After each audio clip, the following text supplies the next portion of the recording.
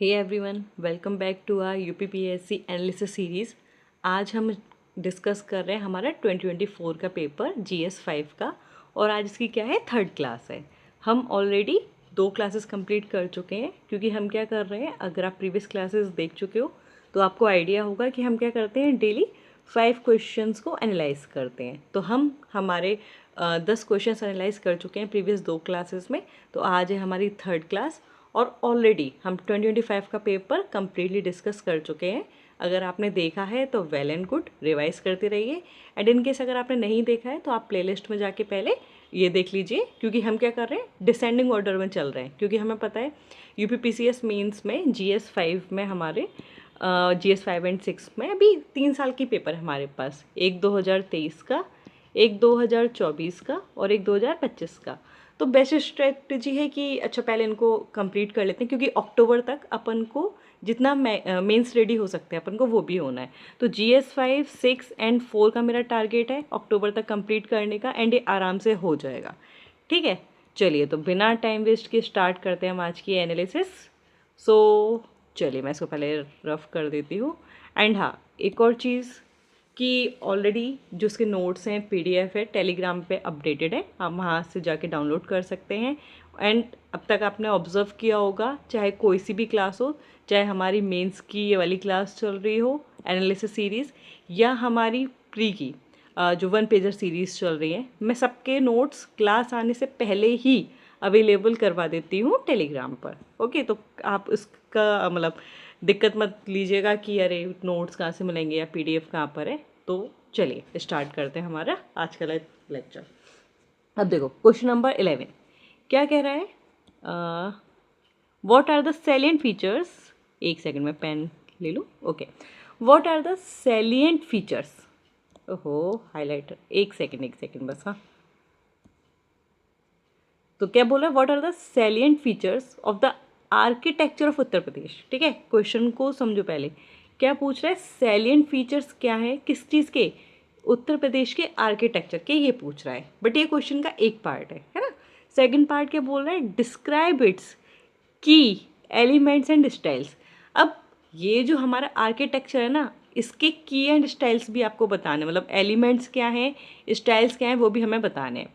तो वैसे ही easy question है, ऑलरेडी आपने देखा था कि जब हमने 25 का पेपर किया वहाँ पे भी हमने देखा था कि आगरा के मॉन्यूमेंट्स के बारे में पूछा था, है ना। तो मतलब प्रयागराज का हम देख चुके हैं। तो इसका मतलब क्या है कि हमारे यूपी में बहुत सारे हिस्टोरिकल सिटीज़ हैं, हिस्टोरिकल मॉन्यूमेंट्स हैं, इसलिए आर्किटेक्चर वाला पोर्शन इंपॉर्टेंट हो जाता है। एंड नेक्स्ट ईयर मतलब अपने 26 में भी और आगे के पेपर्स में भी आर्किटेक्चर से क्वेश्चन हमेशा आता रहेगा, इसलिए हमें प्रिपेयर रहना है। चलिए अब हम आते हैं हमारे आंसर पे कि क्या शॉर्ट में पहले पूरा समझ लेते हैं, फिर डिटेल में देख लेंगे कि हमारे आर्किटेक्चर को अगर आप देखोगे तो ये क्या है, सिंथेसिस है अलग अलग ट्रेडिशन की। कैसे, अगर आप एंशियंट वाले पार्ट में जाओगे, है ना, एंशियंट वाले टाइम में, तो आपको बुद्धिस्ट एंड हिंदू ट्रेडिशन देखने को मिलेगा।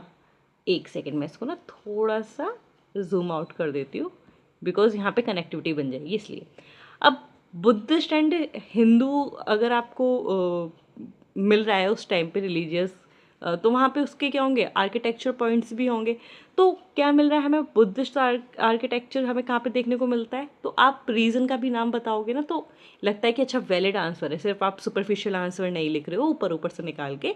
यस, आपको एग्जैक्ट नॉलेज है कि सारनाथ और कुशीनगर का हम नेम वहाँ पे मतलब मेंशन कर देंगे। मिडिवल में आप जाओगे तो आपको सल्तनत एंड मुगल पीरियड देखने को मिलता है। अब इसके लिए आप क्या करोगे कि जितने भी आपके मुगल पीरियड वाली चीज़ें, जैसे आपका आगरा फोर्ट हो गया, ताजमहल हो गया, वो चीज़ डाल दोगे। एंड उससे पहले एंशियंट वाले में आपने बुद्धिस्ट वाला पार्ट तो देख लिया हमारा, Sarnath and Kushinagar. And Hinduism की बात करेंगे तो आप क्या डाल दोगे, नागर टेम्पल आर्किटेक्चर, एग्जाम्पल आपका देवगढ़ हो गया, बाकी के रीजनल टेम्पल्स हो गए। ओके, अवध के बारे में अगर मैं बात करूँ, ठीक है, तो सॉरी इससे पहले मेडिवल वाला भी देखना है मैं, ठीक है, सल्तनत एंड मुगल। तो मुगल के लिए ये रहा आगरा वाला एग्जाम्पल। अब आते हैं अवध पे, तो हमारा इंडो इस्लामिक एंड यूरोपियन का फ्यूजन देखने को मिलता है। दोनों चीज़ें भी देखने को मिलती हैं, इंडिविजुअली भी और उनका फ्यूजन भी। तो इंडो इस्लामिक और यूरोपियन हमें कैसे देखने को मिल रहा है, तो जैसे एग्जाम्पल क्या है, जौनपुर में हमें काफ़ी देखने को मिलता है। एंड ब्रिटिश इन्फ्लुएंस, तो आप याद रखिएगा कि जो हमारा वो है ना लखनऊ वाला पार्ट, प्रयागराज वाला पार्ट, वहाँ पे कॉलोनियल इन्फ्लुएंस, मतलब बिल्डिंग्स काफ़ी देखने को मिलती हैं। मॉडर्न वाली चीज़ में तो अभी जो अर्बन आर्किटेक्चर चले आ रहा है, मीन्स वो क्या है, पुराने वाले को हमने ऐसा थोड़ी है कि अच्छा रीज़न आया हमने छोड़ दिया कि नहीं ये चला है, कि एंशियंट में कुछ बिल्कुल अलग ही था, मेडिवल में कुछ अलग है, मॉडर्न में अलग है, और अब हम कंटेम्प्रेरी में बिल्कुल अलग ले आए, नहीं ना।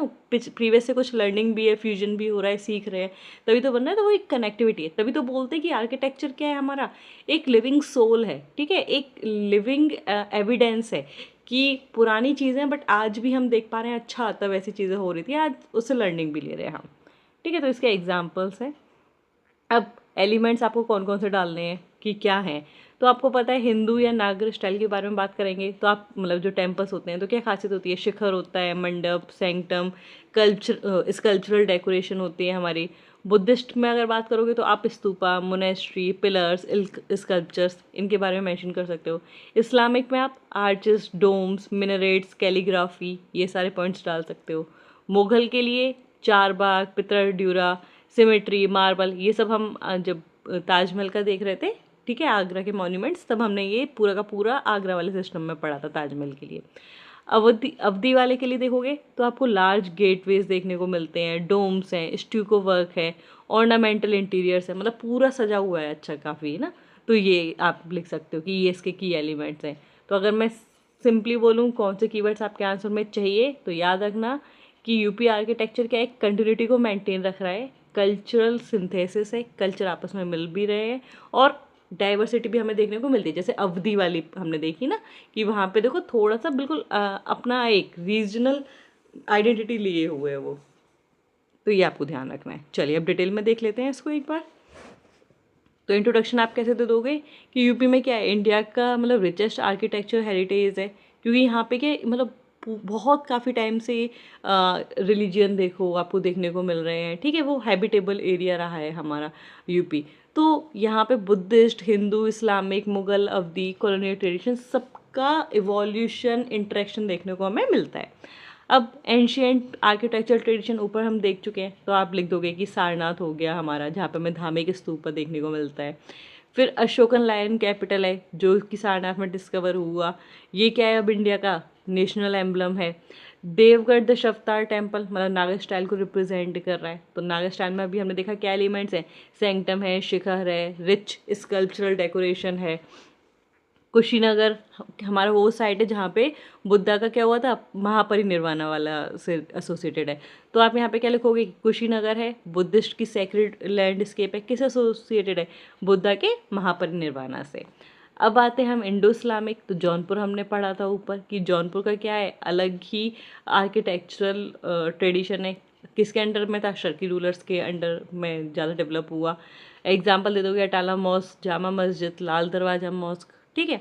लोकल आर्किटेक्चर ट्रेडिशंस ने भी क्या किया, इन्फ्लुएंस डाला है, जैसे पिलर्स, ब्रैकेट्स, बाकी के डेकोरेटिव एलिमेंट्स हो गए, मीन्स रीजनल इम्पैक्ट भी पड़ा है। मुगल आर्किटेक्चर, आगरा का सबसे पहले एग्जाम्पल दे दो, ताजमहल हो गया, आगरा फोर्ट हो गया, फतेहपुर सीकरी, ये सारा तो हम पढ़ चुके हैं ऑलरेडी, है ना। ताजमहल में क्या है, वो चार बाग वाली चीज़ है, गार्डन प्लानिंग है ना, पर्शियन गार्डन प्लानिंग, चार बाग, वही चारों तरफ बाग होता है। इस्लामिक डोम्स है, आर्चेस हैं, डेकोरेशन है काफ़ी ज़्यादा, वही पितर ड्यूरा वाली चीज़ भी है।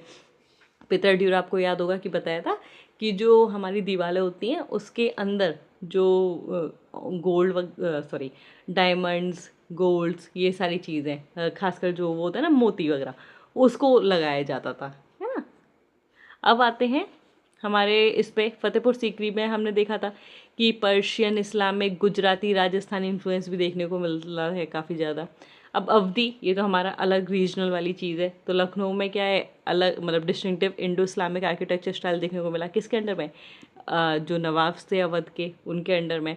एग्जाम्पल डालोगे बाबा सॉरी बड़ा इमाम बाड़ा, छोटा इमाम बाड़ा, रूमी दरवाज़ा, ये क्या नोटेबल एग्जाम्पल्स हैं। जब हमारे मेंस के एग्ज़ाम होते हैं ना तो दो ही जगह होते हैं यूपी के, यूपीपीसीएस के, एक तो प्रयागराज जाता है, एक लखनऊ जाता है। अगर लखनऊ जाएगा तो जाना है ना, ये घूम कर आना, ठीक है, मतलब एग्ज़ाम वाले जब एग्ज़ाम दे लो तो उसके बाद राउंड लगा के आना, है ना। आप पढ़ रहे हो तो कम से कम विजिट करना, और जो लखनऊ से हैं उनको तो खैर पता ही होगा। अब आते हैं कि क्या क्या है इसकी खासियत, तो लार्ज गेटवेज हैं, डोम्स है, वॉल्टेड हॉल्स है, स्टुको डेकोरेशन, मतलब ये ऑर्नामेंट से सजा हुआ है ना काफ़ी ज़्यादा। तो जो अभी हमने ऊपर पॉइंट्स देखे थे वही वाले पॉइंट्स हैं। कॉलोनियल इन्फ्लुएंस, तो प्रयागराज एंड लखनऊ में आपको बिल्डिंग्स ऐसे दिखती हैं जो दिखता है कि अच्छा हाँ ये इंडो यूरोपियन का फ्यूजन है या यूरोपियन का इन्फ्लुएंस है। अब आते हैं हमारे अलग डिस्टिंक्टिव फीचर्स देखते हैं। रिलीजियस डाइवर्सिटी है, तो ये अभी हमने देख लिया कि अलग अलग क्या है, हमारे ट्रेडिशन है, रिलीजन है, को एग्जिस्ट करते हैं, तो आपस में इम्पैक्ट भी डालते हैं एक दूसरे के ऊपर, तो वो इम्पैक्ट हमारे आर्किटेक्चर स्टाइल में भी देखने को मिलेगा। अब आपका कोई भी क्वेश्चन आ जाए, सॉन्ग आ जाए, फूड आ जाए, आप उसमें भी क्या कर दोगे, इसको इंक्लूड कर दोगे। कल्चरल सिंथेसिस, कल्चर क्या हो रहा है, सिंथेसाइज हो रहे हैं, तो उनका भी हमें इम्पैक्ट देखने को मिल रहा है। रीजनल वेरिएशन भी है, तो यस आगरा में, लखनऊ में, जौनपुर, सारनाथ, अभी हमने ऊपर जितने भी नाम लिखे हैं ना उसको यहीं पे लिख दोगे, क्योंकि सबकी अलग अलग आइडेंटिटी कुछ तो डिफर कर ही रहे हैं ना, तो ये यहाँ पे मेंशन हो गया। डेकोरेटिव एक्सीलेंस, मतलब सोचो कि कैलीग्राफी कितनी प्यारी यूज़ की हुई है ना, फ्लोरल मोटिव्स यूज़ किए हैं, हमारा वही पित्रा ड्यूरा टेक्निक यूज़ किए, तो कितना अच्छे से उसको सजाए हुए, तो डेकोरेटिव में क्या है, बहुत सुपर्ब है। अब आते हैं इसके कंक्लूजन पे, तो आप क्या लिखोगे कि जो यूपी का आर्किटेक्चर है वो क्या है, लिविंग रिकॉर्ड है इंडिया के कल्चरल एवोल्यूशन का, और इसके जो मॉन्यूमेंट्स ना ये इसका एग्जाम्पल है, हमें दिखा रहे हैं कि यस हम लिविंग रिकॉर्ड हैं। ओके, तो और ये कैसे डेवलप हुए हैं, कोई भी चीज़ अकेले तो होती नहीं है, ठीक है, ये क्या होती है, इंटरेक्शन से, अडेप्टेशन से और बाकियों के साथ सिंथेसिस से, रादर देन आइसोलेशन। ओके, तो इस तरीके से आप अपना आंसर क्या कर दोगे, कंक्लूड कर दोगे। आई एम होपिंग कि आपको समझ में आया होगा, कुछ भी टफ नहीं था, जनरल चीज़ें ही थी।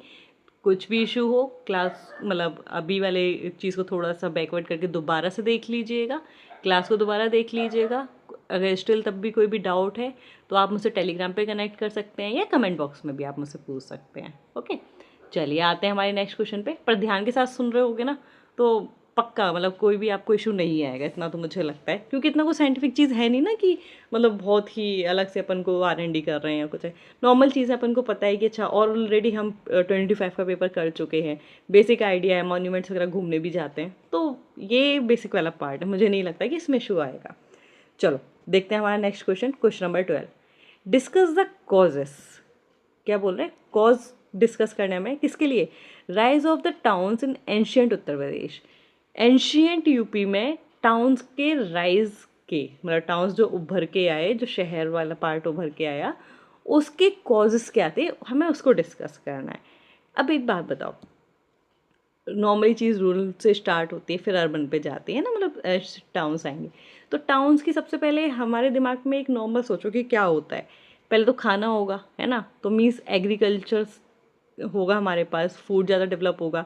जब एग्रीकल्चर ज़्यादा है तो हमारे पास क्या होगा, हम खा भी रहे होंगे, औरों को भी देंगे, तो ट्रेड हो रहा होगा। अगर एग्रीकल्चर है तो टेक्नोलॉजी भी हमें चाहिए होगी, तो अगर आपको थोड़ा सा याद आ रहा होगा तो हमने क्या किया था, आयरन टेक्नोलॉजी हमारे पास आ गई थी, ठीक है, आयरन से हम क्या कर रहे थे, वेपन्स भी बना रहे थे, और जो टूल्स थे एग्रीकल्चरल एक्टिविटीज़ के लिए वो बन रहे थे हमारे। और जो हमारा यूपी की जो लोकेशन है वो गंगा यमुना दोआब वाले रीजन में पड़ती है, तो रिवर्स हैं तो ऑलरेडी फर्टिलिटी है ना, रिवर्स हैं तो ये क्या करते हैं, जो सॉइल है उसको क्या बना देते हैं, फर्टाइल बना देते हैं, तो सॉइल फर्टाइल है, उसकी वजह से एग्रीकल्चरल में क्या होगा, बूम होगा, सरप्लस होगा। एग्रीकल्चर अगर है सरप्लस में तो हमारे खाने के लिए तो अच्छा खासा है, अब हम क्या करेंगे, दूसरों को देंगे, दूसरों को दे रहे हैं, मीन सब ट्रेड वाला फैक्टर आ गया, तो यहाँ पे ट्रेड हो रहा होगा, ट्रेड होना शुरू हुआ तो अब सोचो कि यहाँ पे इकोनॉमी क्या होगी, बूस्ट हो जाएगी, टेक्नोलॉजी हमारे पास है ही है। तो ये सारे पॉइंट्स हमारे क्या कर रहे हैं, मतलब जो रीज़न है वहाँ पे क्या कर रहे हैं, टाउन का इमरजेंस करवाएंगे, तो ये सारे फैक्टर्स को आप क्या करोगे, इंक्लूड करोगे, बस इसी की स्टोरी बना के आपको लिखनी है। चलो देखते हैं अब इसको थोड़ा और डिटेल में। अब आपका क्वेश्चन क्या पूछ रहा है कि एंशियंट अर्बनाइजेशन हुआ है तो रीज़न क्या है, तो बस एग्रीकल्चर सरप्लस, ट्रेड है, और स्टेट का क्या हो रहा है, फॉर्मेशन। तो यस आपको वो भी याद रखना है कि जो हमारे महाजनपद वगैरह भी बन रहे थे वो वाली चीज़ भी फॉर्मेशन हो रही थी, तो ये क्या था, अर्बनाइजेशन ही तो हो रहा है हमारे यूपी में, एंशियंट यूपी में। तो यहाँ पे आप एग्रीकल्चर लिखोगे, सरप्लस प्रोडक्शन है, आयरन टेक्नोलॉजी आ गई, रिवर्स है, फर्टाइल लैंड है, और रिवर से क्या हो रहा था, ट्रांसपोर्टेशन के भी काम में आ रहा था, ट्रेड रूट्स है तो कॉमर्शियल ग्रोथ हो रही है, क्राफ्ट्स पे भी लोग फोकस कर रहे हैं। अब लोग खा पी के फ्री हैं, ठीक है, मतलब वो टेंशन नहीं है कि बेसिक सर्वाइवल तो हो ही रहा है। तो अब लोग आर्टिस्टिक एक्टिविटीज़ में जाएंगे ना, क्राफ्ट्स में भी जाएंगे। तो यहाँ पे क्या होगा, ऑक्यूपेशन स्पेशलाइजेशन होगा। फिर महाजनपद आ जाए तो पॉलिटिकल सेंटर्स बन रहे हैं, रिलीजन है हमारे यहाँ पे ना, मतलब रिलीजियस सेंटर्स हैं। तो वो क्या हो रहा है कि पिलग्रिमेज हो रहे हैं, मोनेस्ट्रीज हैं बुद्धिस्ट वाली, तो लोग आ रहे हैं, तो टूरिज्म वाली चीज़ भी हो रही है। अब देखो मेजर टाउन्स हमारे कौन से हैं, इनको हम इंक्लूड करेंगे हमारे आंसर में, यही तो चेरी ऑन द केक है।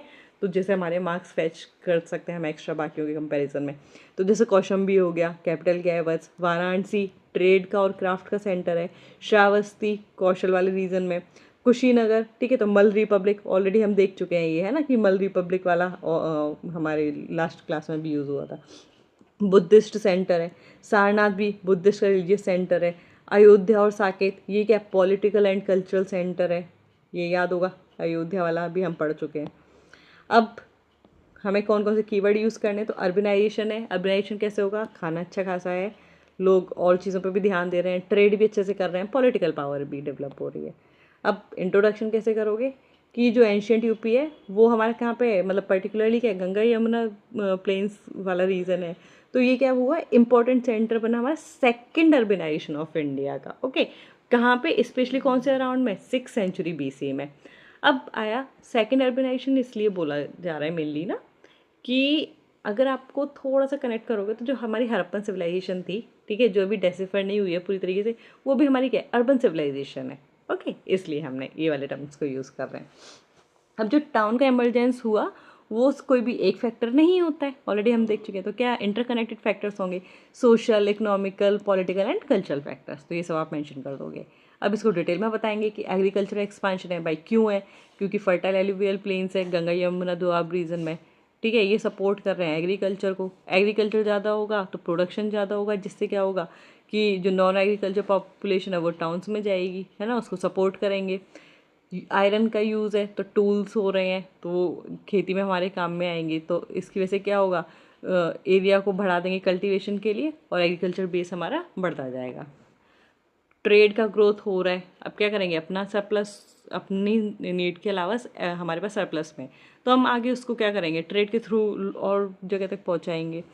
अब क्राफ्ट स्पेशलाइजेशन, पोल्ट्री बन रही है, मेटल वर्किंग है, वीविंग है, बाकी क्राफ्ट्स पे भी काम हो रहा है। तो टाउन क्या हो गए, सेंटर हो गए किसके, प्रोडक्शन के और कंजप्शन के भी, लोग यूज़ भी कर रहे हैं। पॉलिटिकल फैक्टर्स जैसे जो महाजनपदार्थ और रिपब्लिक्स हमारे इमर्ज हुए, तो ये क्या हो गए, हमारे पॉलिटिकल एंड एडमिनिस्ट्रेटिव सेंटर्स बन गए। एग्जाम्पल लिख देंगे, जैसे हमारी कैपिटल सी कौशंबी, श्रावस्ती, वाराणसी, ये इसने अट्रैक्ट किया किसको, ऑफिशियल्स को, सोल्जर्स को, मर्चेंट्स को, आर्टिशंस को, मतलब बहुत सारे अलग अलग सोसाइटी के लोगों को इन्होंने क्या किया, अपनी तरफ अट्रैक्ट किया। अब क्या हुआ, यस, ट्रेड बढ़ रहा है तो मतलब मार्केट तो बढ़ रहा है, तो कॉइनेज वाला सिस्टम भी आया क्योंकि आपको करेंसी भी चाहिए, तो यूज़ होने लगा पंचमार्क्ड कॉइन्स का, तो कॉमर्शियल ट्रांजैक्शन हो रहा था। रेगुलर मार्केट्स ने एनकरेज किया हमारे जो परमानेंट सेटलमेंट था उसके ग्रोथ को। अब रिलीजियस फैक्टर देखो तो बुद्धिज़्म एंड जैनिज़्म राइज हो रहा था, तो वो तो अर्बन डेवलपमेंट को और बढ़ाया। फिर मोनेस्ट्रीज, पिलग्रिमेज सेंटर और रिलीजियस एस्टेब्लिशमेंट्स, इन्होंने मर्चेंट्स को, डोनर्स को, जो पिलग्रिम्स थे उनको भी अट्रैक्ट किया, उससे भी डेवलप हुआ हमारा ये region. Example Sarnath, Kushinagar and Shravasti लिख दिया हमने।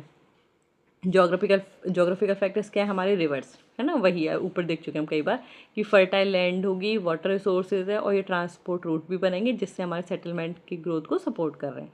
तो इसका कंक्लूजन आप क्या लिख दोगे, the rise of ancient towns in Uttar Pradesh was therefore not caused by a single factor, एक फैक्टर नहीं था, कंबाइंड इम्पैक्ट थे। याद रखने कौन कौन से, social, economical, political, cultural. Okay, तो एग्रीकल्चर सरप्लस हुआ, iron technology, trade, craft specialization, political consolidation and religious activity. तो ये करके आप अपना आंसर क्या कर दोगे, कंक्लूड कर दोगे। चलिए आते हैं हमारे नेक्स्ट क्वेश्चन पे, क्वेश्चन नंबर 13 क्या बोल रहा है, क्रिटिकली एनालाइज, वेट, यस, है ना, क्या करना है हमें, क्रिटिकली एनालाइज करना, मीन्स नेगेटिव पॉइंट ऑफ में रखने पड़ेंगे अब यहाँ पे स्पेसिफिकली। किसके बारे में, role of UP in the Indian freedom movement, है ना, जो हमारा फ्रीडम मूवमेंट था उसमें हमारे रोल को बताना है, यूपी के रोल को, ठीक है। अब आपको ध्यान होगा 1857 रिवॉल्ट तो हम स्पेसिफिकली देख चुके हैं कि मतलब यूपी का कितना रोल रहा था। अब इंडियन फ्रीडम मूवमेंट में पूछ लिया है तो मतलब स्टार्टिंग से लेके एंड तक के जितने भी हुए हैं, ठीक है, जब तक फ्रीडम हमने अचीव कर ली, सब हमें बता देना है। और ये क्वेश्चन मेरा ना फेवरेट वन है, क्योंकि देखो ये क्वेश्चन को ना एज अ क्वेश्चन मत देखो, जिन लोगों ने दिया उनके लिए तो चलो अलग बात है, बट अब आप जब दोगे तो आपको क्या है कि ये नोट्स बन गए आपके कि अच्छा कौन कौन से हमारे फ्रीडम मूवमेंट हुए हैं, हमारे पास अब सारी चीज़ें हैं, है ना। तो आप क्या करोगे, अब आपसे कोई भी क्वेश्चन पूछ लेगा तो आपके पास ऑलरेडी कंटेंट है, तो आप लिख लोगे आराम से। ओके, चलो हम देख लेते हैं इन आंसर को। तो यूपी में हमसे पूछा है कि हार्टलैंड है ये इंडियन नेशनल मूवमेंट का, क्योंकि जितने भी मूवमेंट चले ना, यूपी वाले रीजन ने अपना एक अलग ही कंट्रीब्यूशन दिया है। 1857 रिवॉल्ट देख लो, मेरठ, कानपुर, लखनऊ, झांसी, ठीक है। अर्ली नेशनलिज्म में पॉलिटिकल ऑर्गेनाइजेशंस, ठीक है। गांधीयन फेज में मास मोबिलाइजेशन दिया हमने। रिवॉल्यूशनरी मूवमेंट, अब काकोरी केस देख लो। एंड यस, काकोरी केस इस बार अच्छे से पढ़ लेना, क्योंकि ये 1925 में हुआ था, तो हमारे 100 ईयर्स कंप्लीट हो गए। लास्ट ईयर क्वेश्चन नहीं आया, इट मीन्स इस बार आने के बहुत हाई चांसेस है। तो इसलिए काकोरी कॉन्स्पिरेसी केस को हमें अच्छे से प्रिपेयर करना है हमारे प्री एंड मेंस दोनों के लिए। ओके, चलो अब देखो पीजेंट्स मूवमेंट हुए तो वहाँ पे रूरल पार्टिसिपेशन हुआ। क्विट इंडिया मूवमेंट में बलिया, बलिया से आपको कोई पर्सन याद आ रहा है? चिट्टू पांडे, है ना, ये इनको याद रखिएगा, प्री के लिए बहुत इंपॉर्टेंट है ना। एंड चिट्टू पांडे को क्या बोला जाता था? शेर ए बलिया, ठीक है, ये भी ध्यान रखना है। अब नेशनल लीडर्स देखो, नेहरू जी, मालवीय जी, आज़ाद, चंद्रशेखर आज़ाद जी, तो ये सारे कहाँ से हैं? हमारे यूपी से बिलोंग करते हैं। अब मेजर कंट्रीब्यूशन हमने कहाँ का दिया? वही जो ऊपर नाम दिए ना, वही है सारे। 1857 का रिवॉल्ट हो, पॉलिटिकल कॉन्शियसनेस डेवलप करनी हो, ठीक है, नेशनलिस्ट वाली, वो भी हमने किया। नॉन कॉपरेशन मूवमेंट हो, चाहे सिविल डिसोबीडियंस मूवमेंट हो, चाहे काकोरी रिवॉल्यूशनरी एक्शन हो, क्विट इंडिया मूवमेंट हो, पीजेंट एंड स्टूडेंट पार्टिसिपेशन हो, या प्रेस एंड लिटरेरी नेशनलिज्म हो, यूपी हर जगह प्रेजेंट था अपनी पावर के साथ। ओके, तो आपके क्वेश्चन में क्या क्या कीवर्ड्स आने चाहिए क्वेश्चन के आंसर में? ओके, यूपी फ्रीडम स्ट्रगल में क्या क्या हुआ? रेसिस्टेंस, हमने चीज़ों को रोका भी, हम सब लोग मिलकर सामने आए लड़ने के लिए, मास मोबिलाइजेशन। रिवॉल्यूशनरी नेशनलिज्म भी हमने दिखाया, मतलब आपको वो वाला केस याद आ रहा होगा कि गांधी जी ने बोल दिया था कि भाई रुक जाओ, है ना, हम तो अलग लेवल पे बढ़ चुके थे आगे, ठीक है। फिर पॉलिटिकल लीडरशिप, मतलब सारी चीज़ें हमने दी हैं। अब देखो आ जाओ, हाँ यहाँ पे मैं इसका नाम तो बता दूँ, मैंने बताया नहीं, फिर कहोगे कि कौन सा वाला, चौरी चौरा इंसिडेंट जब हुआ था। ओके, अभी नीचे आएगा क्वेश्चन में। अब देखो इंट्रोडक्शन कैसे लिखोगे कि यूपी का क्या है, एक सेंट्रल पोजीशन रहा है इंडिया के फ्रीडम स्ट्रगल में, क्यों, रीजंस भी दे दो कि लार्ज पॉपुलेशन है, स्ट्रेटेजिक लोकेशन है हमारी, पॉलिटिकल सेंटर्स हैं, और हर segment of our society contributed towards that, चाहे वो पीजेंट्स हो, स्टूडेंट्स हो, वर्कर्स हो, इंटेलेक्चुअल्स हो, चाहे पॉलिटिकल लीडर्स हो, वीमेन भी आप स्पेशली मेंशन कर सकते हो। अब एक एक रिवॉल्ट को हम देख लेंगे, एक एक एपिसोड को, ठीक है। 1857 का रिवॉल्ट मेरठ से तो स्टार्ट ही हुआ था, ठीक है, डेट डाल देना, याद हो गई होगी अब तक, तो ऑलरेडी हम क्वेश्चंस देख चुके हैं। फिर ये बाकी के सेंटर्स डाल देंगे आप लोग, है ना, कि कानपुर, लखनऊ, बरेली, झांसी, ये सब मेंशन कीजिए। लीडर्स के नहीं मेंशन कीजिए, मतलब एक एक सारे नहीं करने हैं, बस हाँ कुछ एग्जांपल डालने हैं, क्योंकि एग्जाम में आपके पास उतने वर्ड लिमिट है ही नहीं ना, और आपको ना ही उतना टाइम है, तो कैसे लिखोगे? तो कुछ डालो कि जिससे एग्जामिनर को पता चले कि हाँ इस बंदे को या बंदी को आता है ना, तो मतलब वो दिखना चाहिए। ऐसा ना हो कि आप वर्ड लिमिट बचाने के चक्कर में बिल्कुल ही जनरल पॉइंट लिख के आ जाओ शॉर्ट में, तो वैसे भी नहीं चलेगा, आपको ये नेम्स देने ही पड़ेंगे। तो लीडर्स हमारे जैसे नाना साहिब, बेगम हजरत महल, इन सब के एग्जेक्टर करके नाम दे सकते हैं। तो रिवॉल्ट ने क्या किया, एक पावरफुल ट्रेडिशन बना दिया था एंटी कॉलोनियल रेसिस्टेंस का, कहाँ पे? हमारे रीजन में, कि मतलब भाई ये कॉलोनी जो ये ब्रिटिशर्स हैं ये अच्छे लोग नहीं है, इनको हमें रोकना है, ठीक है, उनके खिलाफ कर दिया था लोगों को। अब देखो नेशनलिस्ट पॉलिटिक्स जब जागी तो इलाहाबाद, मतलब जो हमारा प्रयागराज रीजन है, वो एक इम्पॉर्टेंट सेंटर बना था। जैसे जवाहरलाल नेहरू हो, मदन मोहन मालवीय हो, इन्होंने इम्पोर्टेंट रोल प्ले किया। बनारस इमर्ज हुआ एक इम्पॉर्टेंट सेंटर, चाहे वो एजुकेशन के टर्म्स में बोलो, जर्नलिज्म बोलो, नेशनलिस्ट कॉन्शियसनेस बोलो, है ना, तो BHU का भी अलग कॉन्ट्रीब्यूशन आ जाता है। गांधीयन मूवमेंट की अगर हम बात करेंगे तो हमने नॉन कॉपरेशन मूवमेंट में हमारा रोल प्ले किया। चौरी चौरा इंसिडेंट जो हुआ 1922 का, तो गोरखपुर मेजर टर्निंग पॉइंट बन गया था। अब ये यहाँ पे सिविल डिसोबीडियंस मूवमेंट में भी हमने काम किया। रिवॉल्यूशनरी नेशनलिज्म तो वही काकोरी एक्शन 1925 का, ये याद रखना इंपॉर्टेंट है, मैं बता रही हूँ इस ईयर के प्री के लिए भी और मेंस के लिए भी। यहाँ पे भी आप एग्जाम्पल लिख देंगे, राम प्रसाद बिस्मिल, अशफाक उल्ला खान एंड राजेंद्र लहरी इस मूवमेंट से क्या थे, एसोसिएटेड पर्सन थे। क्विट इंडिया मूवमेंट तो यस यूपी ने यहाँ पे भी अपना कंट्रीब्यूशन दिया। बलिया क्या था, इंपॉर्टेंट सेंटर बन गया था, तो याद रखिएगा यहाँ पे चिट्टू पांडे का नाम आपको लिखना चाहिए। पीजेंट एंड सोशल पार्टिसिपेशन जितने भी लोग थे हमारे, चाहे पीजेंट मोबिलाइजेशन हो, स्टूडेंट मूवमेंट्स हो, वर्कर्स पार्टिसिपेशन हो, नेशनलिस्ट जर्नलिज्म हो, मतलब एक बहुत ही सॉलिड बेस हमारा क्रिएट हो गया था। एक सेकेंड ना, ओके। सो अब इसको अगर हम देखेंगे कि ये क्रिटिकल असेसमेंट और कंक्लूजन को आप क्या कर सकते हो, मर्ज करके भी लिख सकते हो। बट क्रिटिकल असेसमेंट को मैं बोलूँगी कि क्योंकि हमारा क्रिटिकली एनालाइज करना था क्वेश्चन को, है ना, तो ये थोड़ा सा हमारा एक्सपेंडेड फॉर्म में होना चाहिए। तो आप क्या करो, इसके लिए डायग्राम बना दो, like hub and scope type का ना, कि क्रिटिकली एनालाइज करेंगे। तो इसको आप जैसे ऐसे करो कि 1857 का रिवॉल्ट लिखो, ठीक है। तो यहाँ पे आप लिखोगे कि यूनिफॉर्मिटी नहीं आ पाई, सब अपने अलग कॉजेज़ के लिए लड़ रहे थे, ठीक है, ये आ गया। फिर यहाँ पे आप नेशनल मूवमेंट वाला पार्ट डाल दो, ठीक है। यहाँ पे क्या हुआ, मतलब जो नॉन कॉपरेशन मूवमेंट चल रहा था हमारा, है ना, वो वाली चीज़ लिख दो कि इसमें क्या हुआ कि हर सेक्शन ऑफ सोसाइटी इन्वॉल्व नहीं हो रही थी उस टाइम पे, है ना, इनिशियल फेज में। अब फिर जो ज़मींदार वगैरह थे वो अलग जा रहे थे, तालुकदार वगैरह।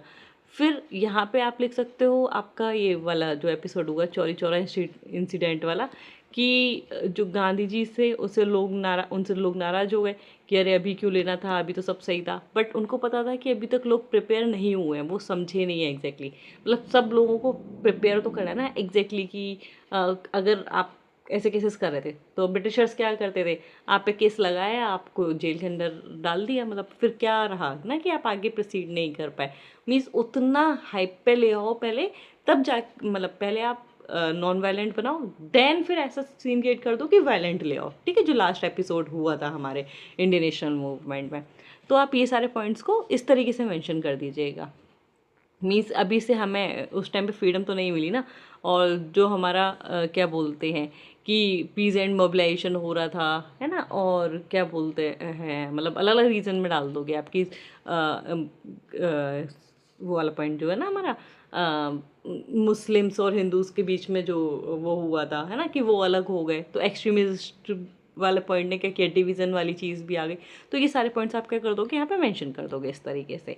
Okay, so let me remove this. Okay, तो आप कंक्लूड कैसे करोगे आंसर को, कि उत्तर प्रदेश ने क्या किया है, अपना एक बहुत ही इम्पोर्टेंट रोल प्ले किया है, चाहे वो हमारा रेसिस्टेंस करना हो, चाहे रिवॉल्यूशन करना हो, चाहे लोगों को एक साथ लाना हो, चाहे पीजेंट्स मोबिलाइजेशन लानी हो, चाहे पॉलिटिकल लीडरशिप हो या इंटेलेक्चुअल एक्टिविटीज़ हो। हमने हर जगह, मतलब हर एपिसोड में इंडिया के स्ट्रगल में अपना रोल काफ़ी सिग्निफिकेंट तरीके से प्ले किया है। ओके, चलिए आते हैं हमारे नेक्स्ट क्वेश्चन पे, क्वेश्चन नंबर 14। ये क्या बोल रहा है, elucidate in detail the characteristics of major festivals and their socio economic role in the rural areas of Uttar Pradesh. समझ में आया, एलुसिडेट करना है हमें डिटेल में, डिटेल में हम कैरेक्टरिस्टिक बताना है क्या, जो हमारे फेस्टिवल्स हैं उनके बारे में, ठीक है। अब कैरेक्टरिस्टिक्स मतलब पहले आपको फेस्टिवल्स पता होने चाहिए, एटलीस्ट 5 आप फेस्टिवल को लिखोगे, ठीक है, चाहे वो होली हो, दिवाली हो, दशहरा हो, जन्माष्टमी हो, रक्षाबंधन हो, ठीक है। आप जैसे ईद वगैरह हो गया, आप कोई भी मेंशन कर सकते हो, 5 मेंशन करो एटलीस्ट। अब वो उसके कैरेक्टरिस्टिक्स बताओगे कि एग्जैक्टली उस फेस्टिवल में होता क्या है। एंड क्वेश्चन में स्पेसिफिकली पूछा गया socio economic role, general role मत बताना, सोशली क्या इम्पैक्ट और इकोनॉमिकली क्या इम्पैक्ट है वो हमें बताना है। अब आप एक नॉर्मल सोचो, कोई भी फेस्टिवल हो, फॉर एग्जांपल अभी रक्षाबंधन आने वाला है ना, क्या होता है, सोशल अगर टर्म्स में कैरेक्टरिस्टिक्स आप बता दोगे कि क्या है, ये हमारा एक लव का फेस्टिवल है ना, बॉन्डिंग दिखा रहा है ब्रदर एंड सिस्टर के बीच में, ठीक है, केयर है यहाँ पे, तो ये सारे पॉइंट्स आप थोड़े से मेंशन कर दोगे।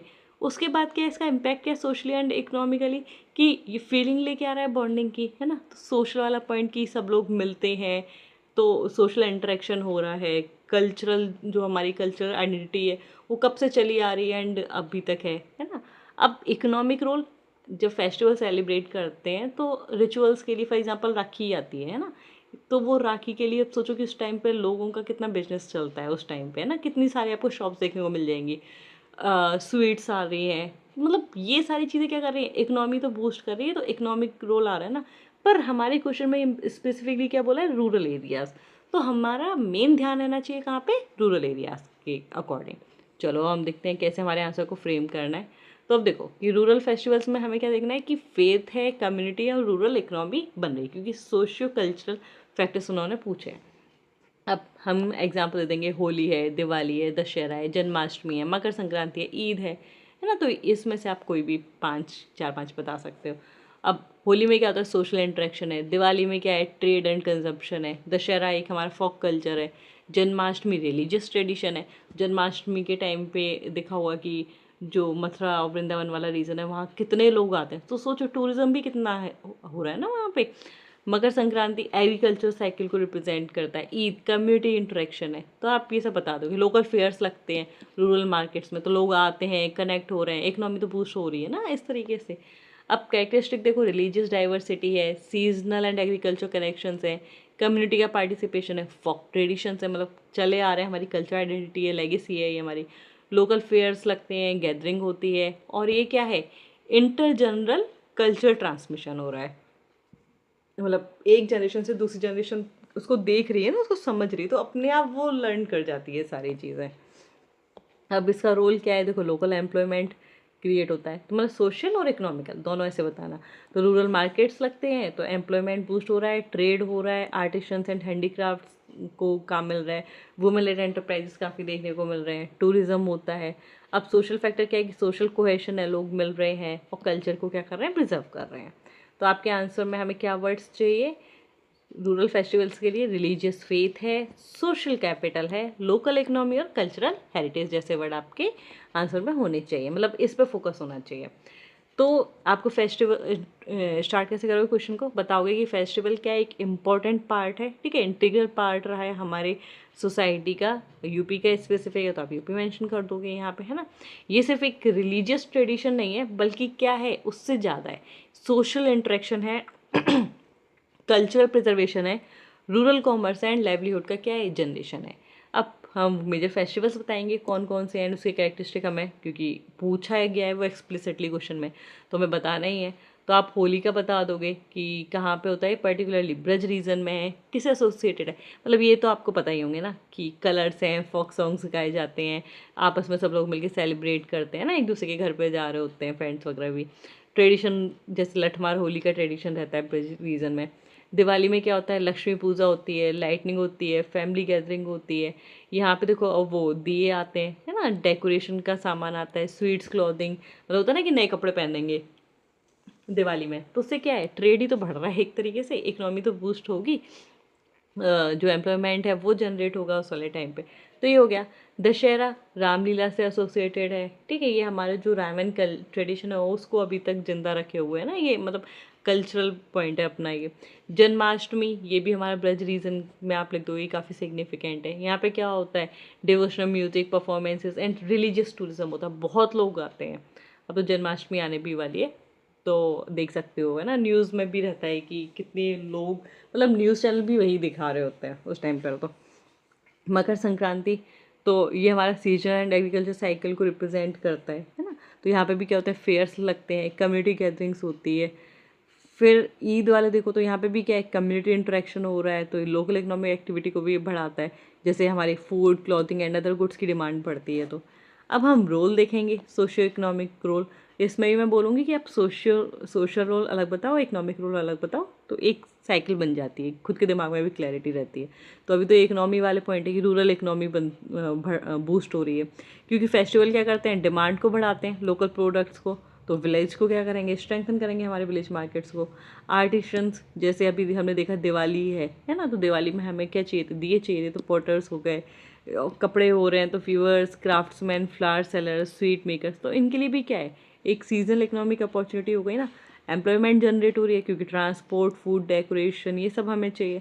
वुमेंस का पार्टिसिपेशन बढ़ता है, ठीक है। जो रूरल वीमेन है एंड सेल्फ हेल्प ग्रुप्स हैं वो अर्न कर सकते हैं, है ना, क्योंकि जैसे फूड प्रोडक्ट्स हो गए, हैंडीक्राफ्ट्स हो गए, तो इन सब में वो ज़्यादा एफिशिएंट काम करती हैं, तो क्या होता है वुमेंस का पार्टिसिपेशन बढ़ जाता है। कल्चर को प्रिजर्व कर रहे हैं ना, फोक सॉन्ग्स हो, डांसेस हो, क्राफ्ट हो, क्विजाइंस हो, चाहे हमारे ट्रेडिशनल परफॉर्मेंसेज हो, ये क्या है जनरेशन वाइज ही तो पास हो रही है, तो ये कल्चर को भी प्रिजर्व कर रहे हैं। सोशल कोहेशन, हर फेस्टिवल पे नॉर्मली लोग मिलते ही मिलते हैं, तो एक कम्युनिटी बॉन्ड बनता है, कलेक्टिव आइडेंटिटी है, और क्या है सोशल इंटरेक्शन को स्ट्रेंथन कर रहे हैं। टूरिज्म, जैसे मैंने बताया ब्रज होली हो गई या जन्माष्टमी हो गई, तो बहुत लोग आते हैं, तो उससे क्या हो रहा है लोकल टूरिज्म बूस्ट हो रहा है। तो आप इसको कैसे कंक्लूड करोगे, जो रूरल फेस्टिवल्स हमारे यूपी में वो किस तरीके से काम करते हैं, कल्चरल एंड इकोनॉमिक सिस्टम का काम करते हैं, जो कि कनेक्ट कर रहे हैं रिलीजियस को किससे, इकोनॉमिक और सोशल वाले पार्ट से, जिससे हमारा क्या है जो हमारा रिच हेरिटेज कल्चर है वो आज भी प्रिजर्व है, ठीक है। इस तरीके से आप क्या कर दोगे, आंसर को कंक्लूड कर दोगे। चलो आते हैं आज के लास्ट क्वेश्चन पे, क्वेश्चन नंबर 15। सो क्या बोल रहा है, if a second chamber descends from the first it is mischievous, if it agrees it is superfluous. तो ये तो हमें बोला जा रहा है, in the light of this famous statement discuss the utility of Uttar Pradesh legislative council. Means ये बोल रहे हैं कि जो हमारा सेकंड चैम्बर है, सेकंड चैम्बर पता होना चाहिए पहले क्या है, लेजिस्लेटिव काउंसिल। तो अगर ये बोल रहे हैं कि अगर सेकंड चैम्बर पहले वाले चैम्बर से, मीन्स लेजिस्लेटिव असेंबली और ये हो गया हमारा लेजिस्लेटिव काउंसिल, ठीक है, अगर लेजिस्लेटिव काउंसिल लेजिस्लेटिव असेंबली की बातों से सहमत नहीं होता है तो कह दिया जाता है कि भाई ये तो चीज़ों को रोक रहा है, मिस्चीवस है ना, कि बिल को पास नहीं होने दे रहा, मतलब रोक रहा है ना, ये ऐसे पॉइंट्स आ जाते हैं कि एफिशिएंटली काम नहीं करने दे रहे हैं ना, फालतू का हमारा जो कॉस्ट है वो बढ़ा दी गई है, बट फ़ायदा इससे कुछ नहीं है। बट अगर ये अग्री कर जाते, मान लो लेजिस्लेटिव असेंबली ने जो बिल भेजा वही लेजिस्लेटिव काउंसिल ने भी हाँ बोल दिया, तो फिर बोलते कि यार ये तो सुपरफ्लुअस है, जो इन्होंने बोला वो इन्होंने बोल दिया, तो इन्होंने काम क्या किया। तो ये बोल रहे हैं कि अब इसके हिसाब से इस स्टेटमेंट को ध्यान रखो और ये बताओ कि हमारे यूपी में लेजिस्लेटिव काउंसिल होने का क्या फ़ायदा है, क्या यूटिलिटी है। अब आप मेरे को पहले एक चीज़ बताओगे आंसर पे आने से पहले, ठीक है। हमारे 28 स्टेट्स हैं, ठीक है, हर स्टेट में लेजिस्लेटिव काउंसिल नहीं है, पहले तो आपको ये पता होगा, लेजिस्लेटिव असेंबली है, लेजिस्लेटिव काउंसिल ज़रूरी नहीं है हर स्टेट में हो। तो हमारे 28 में से सिर्फ 6 स्टेट्स हैं जहाँ पे लेजिस्लेटिव काउंसिल है, और एक तो हमारे यूपी में है, ये तो मैं पता चल गया। बाकी कौन से 5 हैं आप मुझे कमेंट बॉक्स में बताने वाले हो, क्योंकि ये भी इंपॉर्टेंट पॉइंट है। ओके, चलो अब आते हैं आगे। तो लेजिस्लेटिव काउंसिल क्या है, सेकंड थॉट होता है हमारी लॉ मेकिंग पावर में। इस कॉन्स्टिट्यूशन में कहाँ मेंशन है, तो आर्टिकल 169 में कॉन्स्टिट्यूशन बेसिस है इसका। आर्टिकल 171 बताता है कि कंपोजिशन कौन कौन होने चाहिए, और ये क्या है परमानेंट हाउस है, मीन्स कंटिन्यूटी को मेंटेन कर रहा है। सिंपल याद रखो, लोकसभा और राज्यसभा, जो राज्यसभा का काम है वही लेजिस्लेटिव काउंसिल का काम है, बट स्टेट लेवल पे, एंड इसका कहाँ काम है, यूनियन लेवल पे, ठीक है। लेजिस्लेटिव लोकसभा को आप यहाँ पे मान के चलो लेजिस्लेटिव असेंबली के इक्विवेलेंट, ठीक है। तो मतलब ये दोनों लोग तो क्या होते हैं, डायरेक्टली इलेक्ट होते हैं, बट ये क्या है इनडायरेक्टली इलेक्ट हो रहे हैं।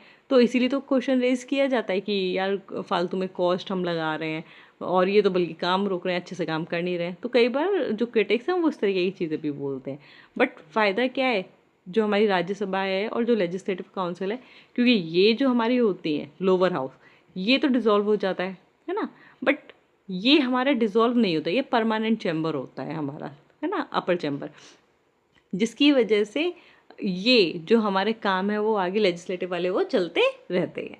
चलो अब देखते हैं आगे। ये रिप्रेजेंटेशन देखो अलग अलग इंटरेस्ट को बता रहे हैं। आज की ही पॉलिटी क्लास में मैंने बताया, जब मैंने प्रेसिडेंट और गवर्नर वाली क्लास ली है, कि क्या होता है, जो प्रेसिडेंट हमारे यूनियन लेवल पे एंड गवर्नर हमारे स्टेट लेवल पे लोगों को क्या करते हैं, नॉमिनेट करते हैं।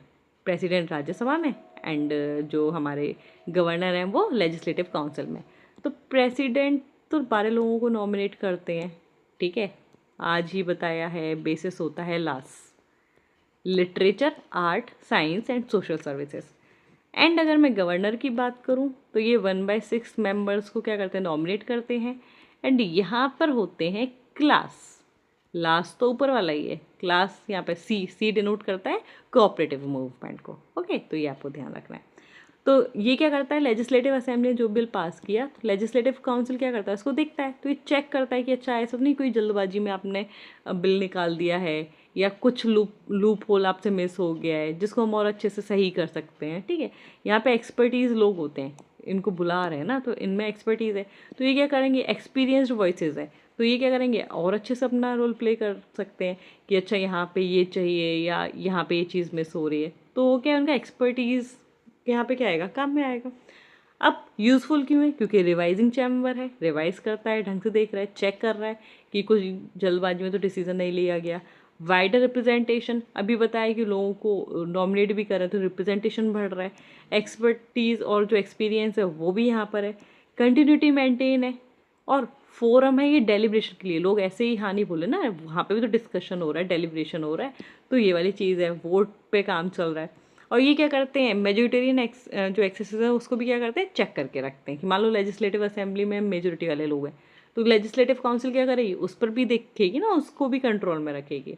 अब ये तो फ़ायदे थे, अब क्रिटिसाइज़ क्यों किया जाता है, इनडायरेक्ट इलेक्शन हो रहे हैं भाई, डायरेक्टली नहीं, इनडायरेक्टली इलेक्ट हम कर रहे हैं हमारे लोग लेजिस्लेटिव असेंबली को और लोकसभा को, तो जब आपके पास उतना राइट नहीं हो तो आप क्यों इतना इंटरफेयर कर रहे हो, कहीं ना कहीं वाले मतलब पॉइंट्स आते हैं क्रिटिसिज्म के।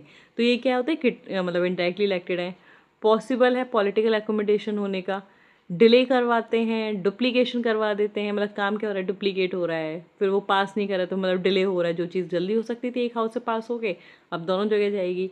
फाइनेंशियल बर्डन आ गया, और लिमिटेड पावर है इनके पास ओवर मनी बिल्स। ठीक है, तो अब कीवर्ड्स क्या क्या चाहिए कि मतलब फाइनली हमें क्या चाहिए, जो लेजिस्लेटिव काउंसिल है रिव्यू करती है, रिप्रेजेंट कर रही है और रिफ्लेक्ट कर रही है, ये सिर्फ राइवलरी नहीं मेंटेन करती है। ये सिर्फ का मतलब ये राइवलरी नहीं है कोई भी, बल्कि क्या है, ये हमारा एक चेक एंड बैलेंस का सिस्टम है जहाँ पे रिव्यू हो रहा है, रिप्रेजेंटेशन और रिफ्लेक्शन हो रहा है। ठीक है, कौन जो हमारा कंक्लूजन होगा वो हमेशा पॉजिटिव देना है हमें, कोई भी नेगेटिव वर्ड यूज़ नहीं होना चाहिए। ओके, अब क्या बोल रहे हैं, इंट्रोडक्शन देखो, डिटेल में आंसर को देखते हैं। उत्तर प्रदेश में क्या है, बाइकैमरल लेजिस्लेचर है जहाँ पे लेजिस्लेटिव असेंबली भी है, लेजिस्लेटिव काउंसिल भी है, और लेजिस्लेटिव काउंसिल क्या है, रिप्रेजेंट्स करे किसको, प्रिंसिपल ऑफ बाइकैमरलिज्म को। ओके, कॉन्स्टिट्यूशन बेसिस हम देखा आर्टिकल 169 और 171, ये तो प्रोविजन बता रहा है, ये उसमें कंपोजिशन के बारे में डील करता है। तो ये हमारा क्या है, एक परमानेंट हाउस है जहाँ पे जो 1/3 मेंबर हैं वो हर 2 साल में क्या हो जाते हैं, रिटायर हो जाते हैं। अब इसका फ़ायदा क्या है, तो वही रिवाइजिंग चैम्बर है, हैशी लेजिस्लेशन को होने से रोकता है, मतलब सेकंड थॉट देता है कि ढंग से सोच सकते हैं हम, और भी एस्पेक्ट देख सकते हैं। वाइडर रिप्रेजेंटेशन है क्योंकि यहाँ पे local authorities, graduates, teachers and legislators को भी इंक्लूड किया जाता है। ठीक है, और नॉमिनेटेड मेंबर्स तो हैं ही हैं हमारे वहाँ पे। एक्सपर्टीज़ एंड एक्सपीरियंस है हमारा। फिर कंटिन्यूटी मेंटेन हो रही है कि लेजिस्लेटिव असेंबली नहीं है तो लेजिस्लेटिव काउंसिल उस टाइम पे काम कर रही है। डेलिब्रेटिव फंक्शन है कि डिटेल में डिबेट्स एंड स्क्रूटनी होती है। फेडरल डेमोक्रेटिक बैलेंस को मेंटेन कर रहे हैं, मतलब और रिफ्लेक्टिव लॉ मेकिंग हो रही है ना। ऐसा नहीं है कि मतलब ठीक है एक जगह हो गया, अगर वहाँ पे कुछ मिस हो गया तो उसको करेक्ट करने का हमारे पास चांस रहता है। अब लिमिटेशंस क्या है, अब देखो ये इनडायरेक्टली इलेक्टेड है, ओके, और जो डेमोक्रेटिक लेजिटिमेसी है वो क्वेश्चन में आ जाती है। वही वाला पॉइंट ना कि इलेक्ट तो हम डायरेक्टली लेजिस्लेटिव असेंबली को कर रहे हैं ना, तो आपको क्यों इतनी पावर दें, क्योंकि आप तो इनडायरेक्टली इलेक्टेड हो। फिर ये फोरम है हमारा किसका, पॉलिटिकल एकोमोडेशन का भी ये बन सकता है एक फोरम, वो भी कंसर्न है हमारे लिए। और ये क्या कर सकता है, अननेसेसरी डिले भी लेके आ सकता है, जिससे क्या होगा, जो असेंबली की जो प्रोसेस है उसको क्या कर देगा, ये रोक देगा, है ना। तो वहाँ पे वीक पड़ जाएगी वो, मीन्स जो रिजल्ट जल्दी आ सकते थे अब वो डिले हो जाएंगे।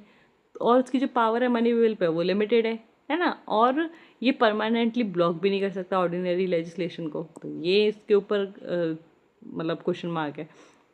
क्रिटिक्स ये भी बोलते हैं कि ये तो सिर्फ फाइनेंशियल एडमिनिस्ट्रेटिव कॉस्ट बढ़ रही है हमारे ऊपर, फ़ायदा कुछ नहीं हो रहा है। बट अपन को कंक्लूड करना है पॉजिटिव चीज़ों के साथ, तो हम क्या बोलेंगे, द फेमस स्टेटमेंट जो मैं क्वेश्चन में दे गया था वो पार्टली एप्लीकेबल है। ठीक है, ओनली पार्टली एप्लीकेबल है, पूरी तरीके से सही नहीं है। सेकेंड चैम्बर मिस्चीवस तब कहलाता है जब वो पॉलिटिकल ऑब्स्ट्रक्शन लाए, मतलब वो काम नहीं करने दे रहा, बट वो वैल्यूएबल है जब वो क्या कर रहा है, इंडिपेंडेंट स्क्रूटनी और इन्फॉर्म्ड डेलिब्रेशन कर रहा है, अपना काम बहुत अच्छे से कर रहा है, तो ये बहुत एक वैल्यूएबल एसेट है ना हमारे लिए। मतलब इसको मिक्स करके लिखना है आपको आंसर में, है ना, कंक्लूजन को। इसीलिए जो हमारा यूपी में लेजिस्लेटिव काउंसिल है वो डुप्लीकेटिंग असेंबली नहीं है, बल्कि क्या करती है, revising deliberative and representative chamber है, जो हमारे लॉज को और ज़्यादा एनहांस और एफिशिएंट बनाती है। तो जिसका इफेक्टिवनेस है वो डिपेंड करता है कि जो पावर है आप उसको कैसे एक्सरसाइज कर रहे हो। ओके, ये चीज़ आपको ध्यान रखनी है। तो ये क्या है, कंस्ट्रक्टिव चैम्बर होना चाहिए rather than political obstruction. Okay, तो आई एम होपिंग कि आपको समझ में आए होंगे सारे क्वेश्चन आज अच्छी तरीके से। कोई भी क्वेश्चन हो, कोई भी डाउट हो, आप कमेंट बॉक्स में मेंशन कर सकते हैं। आप टेलीग्राम पर मुझसे डायरेक्टली कनेक्ट हो सकते हैं, और कोई भी इशू हो तो अभी आप डील कर मतलब मेरे को बता सकते हैं। हम पूरी कोशिश करेंगे उसको रिजॉल्व करने की, है ना। आपके दिमाग में कोई भी डाउट नहीं रहना चाहिए, वो मोस्ट इम्पॉर्टेंट है। बाकी सीरीज़ को ढंग अच्छे से देखते रहिए, प्रैक्टिस करते रहिए, है ना। जितनी बार रिवाइज करेंगे उतना अच्छा होगा। पीडीएफ सारी की सारी ऑलरेडी टेलीग्राम पर क्लास से पहले आ जाती है। ये वाली आज की पीडीएफ ऑलरेडी टेलीग्राम पे अवेलेबल है, तो वहाँ से आप दोबारा से इसको अच्छे से रिवाइज़ कर सकते हैं। तो फिर बस यही है कि आप पढ़ते रहिए, रिवाइज़ करते रहिए। ये मेंस वाली सीरीज़ और प्री के लिए हमारी जो 1 पेजर चल रही है उसको भी आप करिए, क्योंकि प्री को हम हल्के में नहीं ले सकते हैं। तो 1 पेजर सीरीज़ से आपके जितने भी फैक्चुअल चीज़ें हैं जो एग्ज़ाम में आती हैं, जहाँ ट्रैप में आपको फंसाया जा सकता है, वो सब हम देख रहे हैं। साथ में एमसीक्यूज़ प्रैक्टिस भी होती है। जैसे हमने एंशिएंट हिस्ट्री कंप्लीट कर ली, उसके एंशिएंट हिस्ट्री के आपको सारे के सारे टॉप मतलब चैप्टर वाइज एमसीक्यूज़ आपको वहीं पे प्लेलिस्ट में देखने को मिल जाएंगे। सिमिलरली हम पॉलिटी भी वैसे ही कर रहे हैं। आज जो हमने क्लास लिए, कल उस पे बेस्ड एमसीक्यूज़ होते हैं। तो आप अपनी पढ़ो, रिवाइज करो, प्रैक्टिस करो, वही वाली चीज़ मैं दे रही हूँ। एंड वही मैं आपको सजेस्ट कर रही हूँ कि हमेशा पढ़ने के बाद रिवीजन और एमसीक्यूज़ लगाना बहुत ज़रूरी होता है। तो उस फ्लो को मेंटेन रखिए, ठीक है, अपनी पढ़ाई अच्छे से करते रहिए। और क्लासेस अगर आपके काम में आ रही हो, ठीक है, और आपको पसंद आ रही हो, तो क्लासेस को please like, share and subscribe जरूर कर दीजिएगा। चलिए फिर मिलते हैं हमारे कल की नेक्स्ट क्लास में। तब तक के लिए thank you, have a nice day to all of you.